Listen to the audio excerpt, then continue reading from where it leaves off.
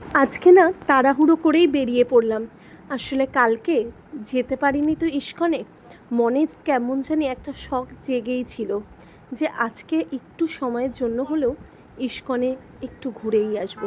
তাই একটু তাড়াহুড়ো করে বাড়ি থেকে তাড়াতাড়ি বেরিয়ে পড়লাম। সে দেখছি যে ভিড় আছে, তবে কালকের মতো নয়। আর এই জায়গাটা যে দেখতে পাচ্ছ, এখানে কিন্তু ইস্কনের রান্না হয়। চলে এলাম মেন ইস্কন মন্দিরের ভেতরে। এখানে যে এসে বসে থাকতে এত ভালো লাগে না আমার, সময়টা যে কি করে কেটে যায় বুঝতেই পারি না। ওখান থেকে বেরিয়ে এসে দেখি সবাইকে প্রসাদ হিসেবে সুজির হালুয়া দিচ্ছে।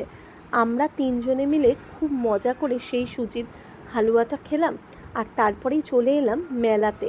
আমি দুটো জলচকির মতন নিয়ে নিয়েছি, একটা আমার ঠাকুরের জন্য আর আরেকটা দেখি কোথায় বসাই। আজকে কিন্তু ইস্কন মন্দির যে এসেছি, কালকের তুলনায় অনেক ভিড় কম। অবশেষে ইস্কন মন্দির তো ঘোরা হলো।